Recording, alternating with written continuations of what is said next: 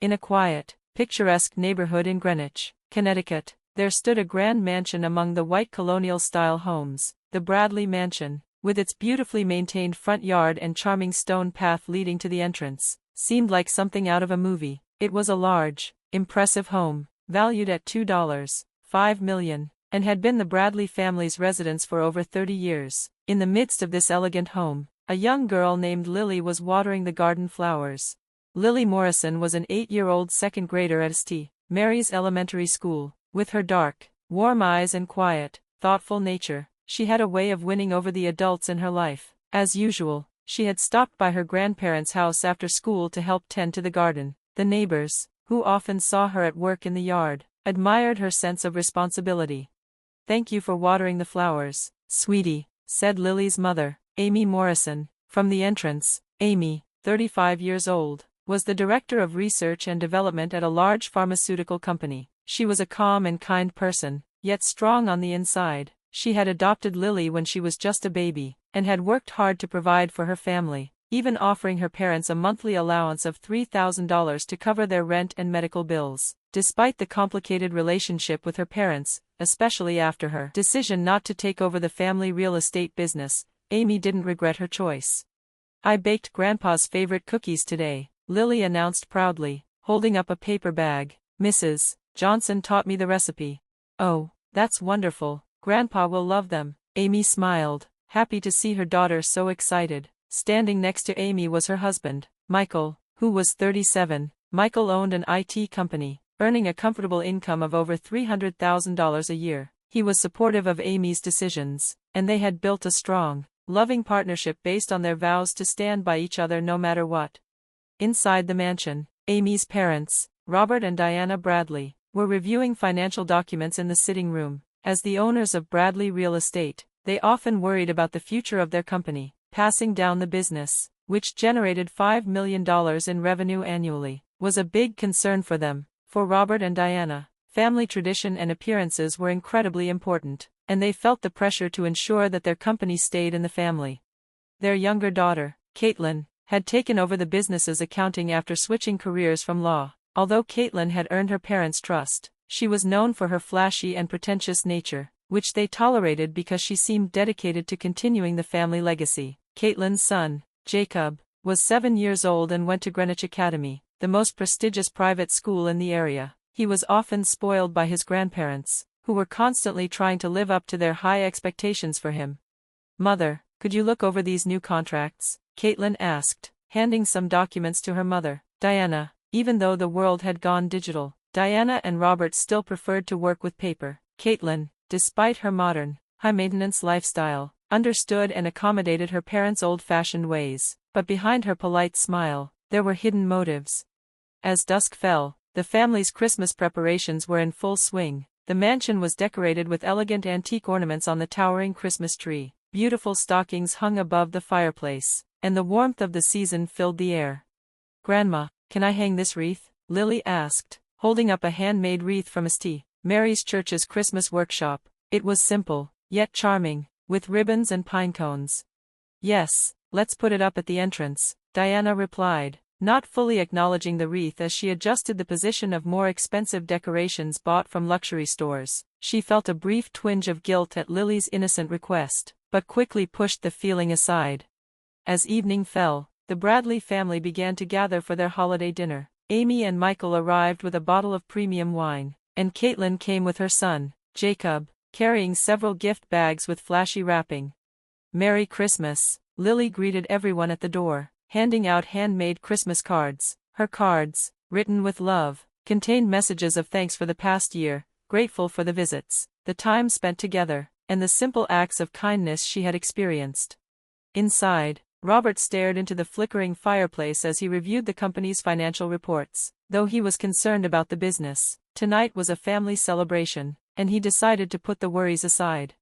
"Shall we have dinner?" Diana's voice cut through the moment, and the family gathered around a lavish table laden with festive dishes, roast turkey, seafood salad, homemade gratin, and desserts from the upscale Lacaille restaurant. "This dinner is wonderful, Mother," Caitlin said, her voice dripping with praise. Diana nodded, pleased with the spread. Meanwhile, Jacob was absorbed in discussing his new gaming console with anyone who would listen. Lily, sitting quietly, eagerly awaited the gift exchange. After dinner, it was time for presents. The family gathered around the fireplace, where a huge pile of colorful gifts waited to be opened. "Let's start with Jacob," Robert said, his voice full of excitement. One by one, Jacob's gifts were opened: luxury brand clothes, a gaming console, an educational tablet. Each time, there were cheers and applause. Lily waited anxiously for her turn, her heart full of hope that her grandparents would give her something special, just like they had given Jacob. She had spent so many days visiting them, watering flowers, and baking cookies. Surely they would remember her. But as the gift exchange continued, her name was never called. The room grew quiet, the tension was palpable. Amy's expression tightened as Michael noticed the growing unease. "Grandma?" Lily's voice broke the silence, trembling with uncertainty. "Do you hate me?" Her eyes filled with tears as she looked at her grandmother, the innocent plea hanging in the air. Caitlin gave a cold, knowing smile, while Jacob, oblivious to the tension, continued playing with his new gaming console. Diana took a slow sip of tea, her face impassive. "Presents are for deserving children," Diana said, her voice as cold as ice. "After all, my sister's child is real family." The room fell deathly silent. Amy's face turned pale, and Michael's hands clenched into fists. The only sound was the ticking of the clock and the crackling of the fire, which seemed to mock the discomfort in the room. Outside, the first flakes of Christmas snow began to fall, silent and soft. "I understand," Amy said, her voice quiet but firm. "We'll never be involved again." She stood up, gently lifting the sobbing Lily into her arms. Michael wrapped his arm around his wife and daughter, and together, they walked toward the door, their steps heavy with finality. "Amy, wait," Robert called out, but it was too late. The door slammed shut, signaling the end of their Christmas gathering. The snow continued to fall outside, blanketing the world in silence.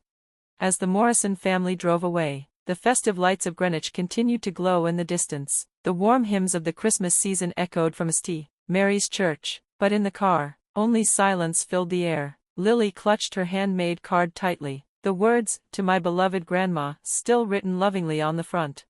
The following morning, Amy and Michael sat at the breakfast table, a heavy atmosphere hanging over them. Lily was still upstairs, sleeping peacefully after the emotional night. "I've decided," Amy said quietly, determination in her voice. "I'm stopping all support to my parents." Michael nodded, squeezing her hand gently. They had been paying her parents $3,000 each month for rent and covering their expensive medical bills. It was a burden that had been growing heavier over the years, and Amy knew it was time to stop. "I agree," Michael said. "They've taken it for granted for far too long." The decision was made easier by a phone call from Michael's mother, Grace, who had heard about the events from neighbors. Grace, the president of the St. Mary's Church Women's Association, offered Amy's family a place to stay at her vacation home. "You don't need to stay in that house any longer," Grace said kindly. "Come stay at our vacation home. It's peaceful there, away from all the stress."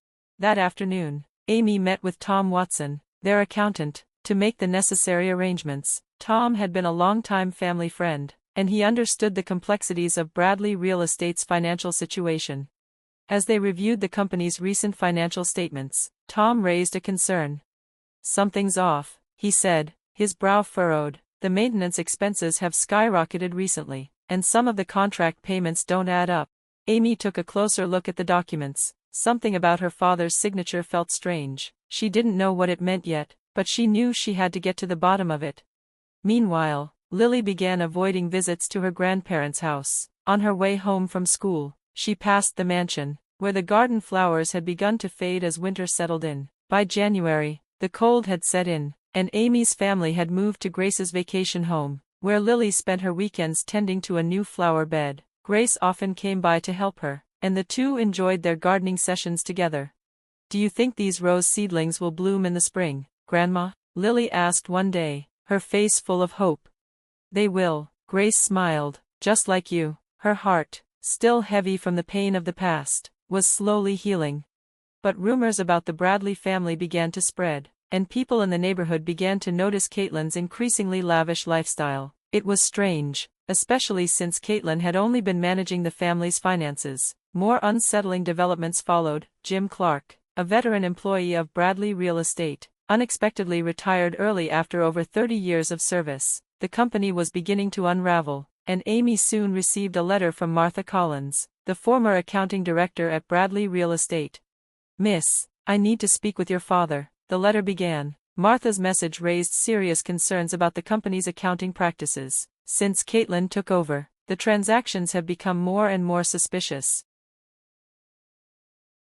In a quiet residential area of Greenwich, Connecticut, the Bradley mansion stood out among the white colonial-style homes. The well-maintained front yard bloomed with seasonal flowers, and the stone path leading to the entrance exuded movie scene elegance. Valued at $2.5 million, this mansion had been the Bradley family's home for over 30 years. In that garden, a little girl was watering the flowers. Morrison, age 8, was a second grader at St. Mary's Elementary School. Her warm, dark eyes and thoughtful nature endeared her to the adults around her. As usual, she was stopping by her grandparents' house after school. The neighbors watched with fondness as the little girl tended to the garden day after day. "Lily, thank you for watering the flowers for Grandma." The voice from the entrance belonged to Lily's mother, Amy Morrison. At 35, she was the director of research and development at a major pharmaceutical company. Though gentle in nature, she possessed inner strength and had adopted Lily 8 years ago. She also took responsibility for her parents' monthly rent support of $3,000 and medical insurance payments. Though her relationship with her parents remained delicate after choosing not to inherit the family real estate business, she didn't regret her decision. "Mom, I baked Grandpa's favorite cookies today. Mrs. Johnson taught me the recipe." The paper bag Lily proudly displayed held the warm aroma of chocolate chip cookies. Her cooking lessons with the elderly neighbor had become her favorite pastime recently. "Oh, how wonderful, Grandpa will be so happy." Standing next to Amy as she smiled was her husband, Michael. At 37, he was the owner of an IT company, supporting his family with a stable income of over $300,000 annually. He had always supported his wife's decisions, cherishing the vow to walk together through all times that they made at their wedding in St. Mary's Church.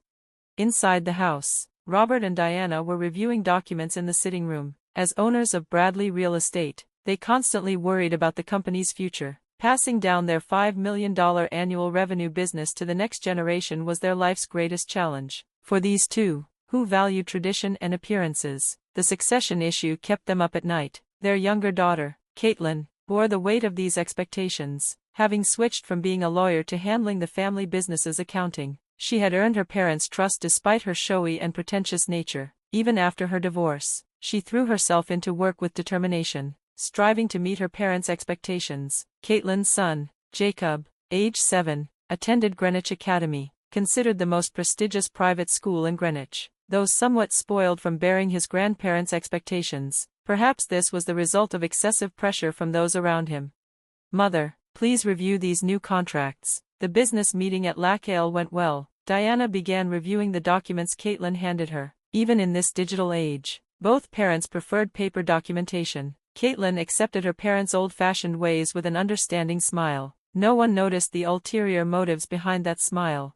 As dusk approached, the light through the windows gradually softened. Lily had finished watering the last of the garden flowers, wearing a satisfied expression. Neighborhood housewives returning from Whole Foods Market waved kindly to her. Amy felt a quiet happiness as she watched her daughter. In December, Greenwich was wrapped in Christmas lights. Preparations for a lavish party were underway at the Bradley mansion. Antique ornaments elegantly adorned the Christmas tree that reached the living room ceiling, and inherited stockings hung above the fireplace.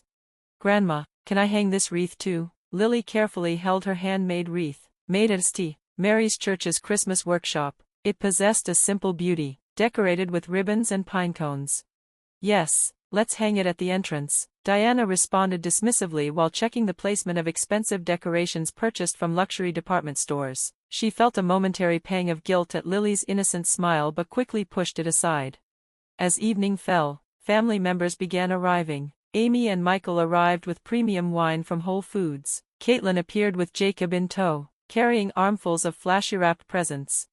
"Merry Christmas," Lily greeted everyone at the entrance, handing out handmade Christmas cards. The cards carefully expressed gratitude for the past year in childish handwriting, daily visits, watering flowers, baking cookies. 365 days of a little girl's love were contained in those words. In the sitting room, Robert stared at the fireplace while reviewing the company's financial reports. He occasionally showed worried expressions, but tonight was a family dinner party, and he decided to leave business concerns for tomorrow. "Shall we have dinner?" Diana's voice cut through the air. The family gathered around the luxurious dining table under the crystal chandelier. Colorful dishes were arranged: roast turkey, homemade gratin, seafood salad, and desserts ordered from the upscale restaurant Lac Ale also commanded attention on the table. "What a wonderful dinner again this year, Mother," Caitlin said. Diana nodded with satisfaction. Next to her, Jacob was excitedly discussing his latest gaming console. Beside them, Lily quietly ate her food, eagerly anticipating the gift exchange. After dinner, it was time for the presents. The whole family gathered around the fireplace under the tree, where a mountain of presents wrapped in colorful paper had formed. "Let's start with Jacob," Robert said. The gift exchange began, and Jacob's presents were revealed one after another: the latest gaming console, luxury brand children's clothes, an educational tablet. Cheers arose with each opening. Lily waited for her turn, her heart full of expectation for her grandparents' gifts, the daily visits, time spent together, shared smiles. Surely Grandpa and Grandma must. But as presents were distributed one after another, Lily's name was never called. The room's atmosphere gradually grew heavy. Amy's expression tensed, and Michael sensed the unsettling air. "Grandma?" A small voice echoed in the silent room. Large tears glistened in Lily's eyes. "Do you hate me?" The trembling voice froze the room's atmosphere. Caitlin wore a meaningful smile while Jacob remained absorbed in his new gaming console, indifferent. Just as Amy moved to approach her daughter, Diana's cold voice rang out. "Presents are for deserving children." Taking a sip of tea with an elegant smile, Diana continued, "My sister's child is real family, after all." Those words pierced the room like ice blades. The blood drained from Amy's face. Michael clenched his fist tightly. Only the clocks ticking marked the heavy silence. The fireplace flames flickered, casting eerie dancing shadows on the walls. Outside the window, Christmas snow had begun to fall quietly. "I understand." Amy's voice was surprisingly calm. "We'll never be involved again." Amy stood up and gently lifted the sobbing Lily. Michael embraced his wife and daughter's shoulders, and the three walked silently toward the entrance. "Amy, wait," Robert called out, but it was too late. The heavy closing of the door announced the end of the night. Outside, the snow was getting heavier. Car headlights illuminated the white snow. In the back seat, Lily still clutched her handmade card with trembling hands. The words, "To my beloved Grandma," were still lovingly written there.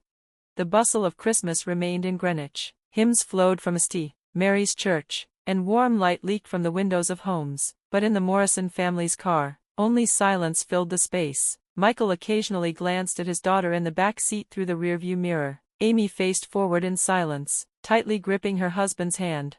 The morning of December 26th, a heavy atmosphere hung over the Morrison family's dining table. Amy and Michael had spent all night discussing how to move forward. Lily was still sleeping in her room upstairs. "I've decided," Amy spoke quietly but with strong determination. "I'm stopping all support to my parents."